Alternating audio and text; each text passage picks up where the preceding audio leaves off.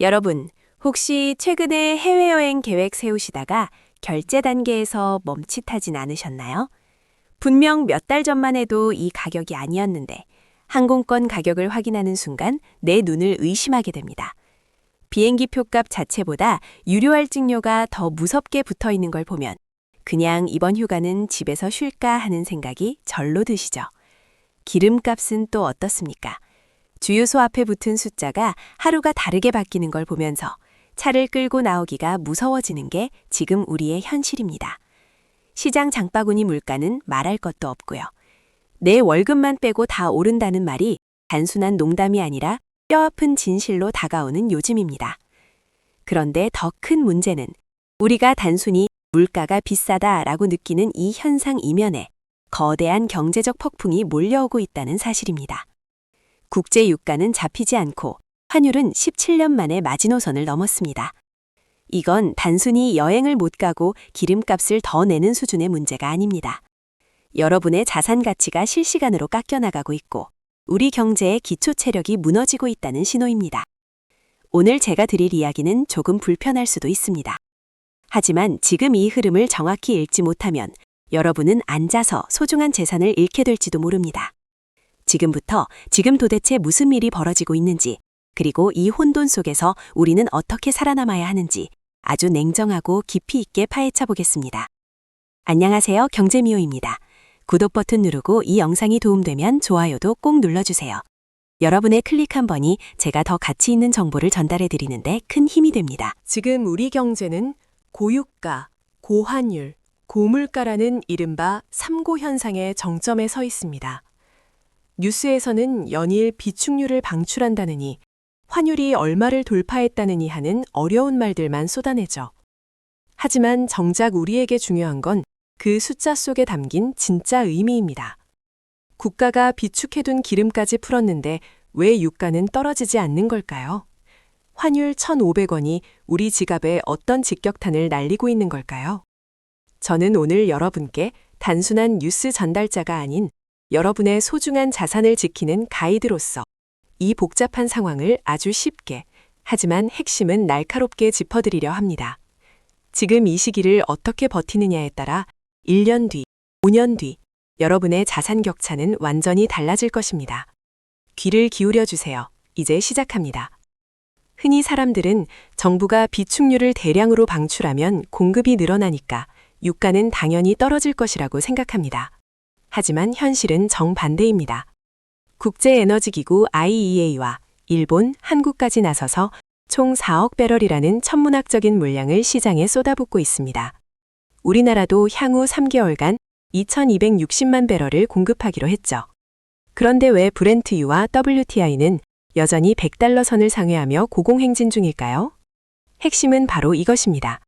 시장은 현재의 공급량보다 미래의 공급 중단 리스크를 더 무섭게 보고 있다는 점입니다.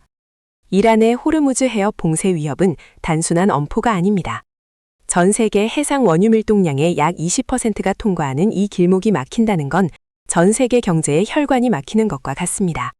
수학적으로 계산해 볼까요? 유료 할증료의 변화를 보면 체감이 빠르실 겁니다. 싱가포르 항공료 가격이 한 달 새 60% 급등했습니다. 대한항공 기준으로 뉴욕 왕복 노선의 유료 할증료가 이제 60만 6천 원에 달합니다.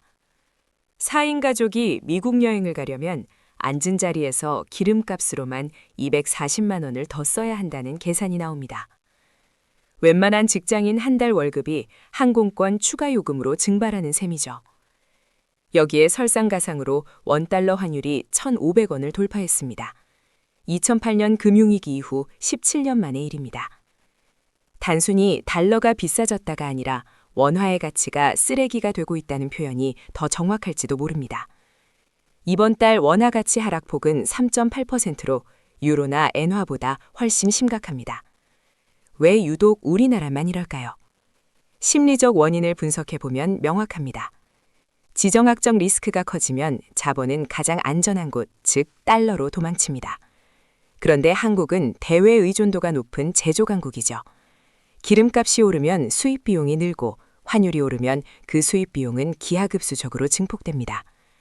기업들은 원자재를 비싸게 사와서 물건을 만들어도 운송비와 환차손 때문에 팔수록 손해를 보는 구조에 빠집니다. 혹자는 환율이 오르면 수출 기업에 유리한 것 아니냐고 반박합니다. 과거에는 그랬죠. 하지만 지금은 아닙니다. 원자재 가격 자체가 너무 올랐고 전 세계 소비 심리가 위축됐기 때문에 수출로 얻는 이익보다 생산 단가 상승으로 인한 피해가 훨씬 큽니다.